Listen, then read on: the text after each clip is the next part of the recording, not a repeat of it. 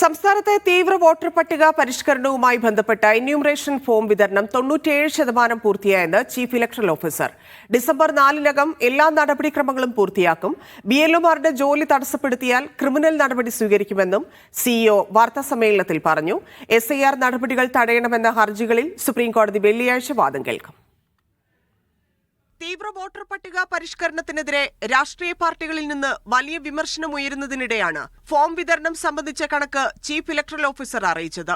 97% form വിതരണം ചെയ്തു. ചില ജില്ലകളിലെ മലയോര മേഖലകളിൽ മാത്രമാണ് ഇനി വിതരണം ചെയ്യാനുള്ളതെന്നും ഈ സ്ഥലങ്ങളിൽ ഉടൻ ഫോം വിതരണം ചെയ്ത് പൂരിപ്പിച്ച് തിരികെ വാങ്ങുന്ന നടപടികൾ വേഗത്തിലാക്കുമെന്നും രത്തൻ യു കേൽക്കർ പറഞ്ഞു.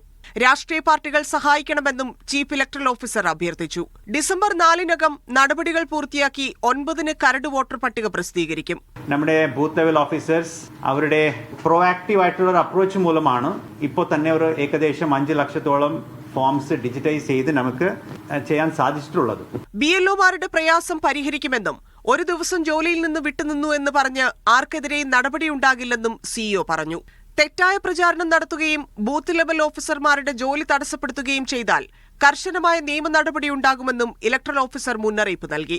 അവരുടെ ജോലി ആരെങ്കിലും തടസ്സപ്പെടുത്തുവാണെങ്കിൽ അവരുടെ എതിരെ സ്ട്രിക്റ്റ് ആയിട്ടുള്ള ക്രിമിനൽ ആക്ഷൻ എടുക്കാൻ വേണ്ടിയിട്ടുള്ള നിർദ്ദേശം നമ്മൾ ഓൾറെഡി ജില്ലാ കളക്ടർമാർക്ക് കൊടുത്തിട്ടുണ്ട്.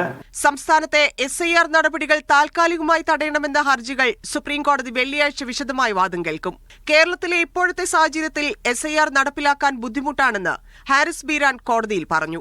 അടിയന്തരമായിട്ട് ഈ നടപടികൾ നിർത്തിവെക്കണമെന്ന് തന്നെയാണ് വെള്ളിയാഴ്ച നമ്മൾ കോടതിയോട് ആവശ്യപ്പെടാൻ പോകുന്നത്. സംസ്ഥാനത്തെ ഫോം വിതരണവും BLOമാരുടെ പ്രയാസവും സംബന്ധിച്ച കാര്യങ്ങൾ ശനിയാഴ്ച ചേരുന്ന രാഷ്ട്രീയ പാർട്ടികളുടെ യോഗത്തിൽ ചീഫ് ഇലക്ടറൽ ഓഫീസർ വിശദീകരിക്കും. എത്ര ഫോം പൂരിപ്പിച്ച് തിരികെ കിട്ടിയെന്ന കണക്കും രാഷ്ട്രീയ പാർട്ടികളുടെ യോഗത്തിലായിരിക്കും ഇലക്ടറൽ ഓഫീസർ അറിയിക്കുക. മീഡിയ 1 തിരുവനന്തപുരം.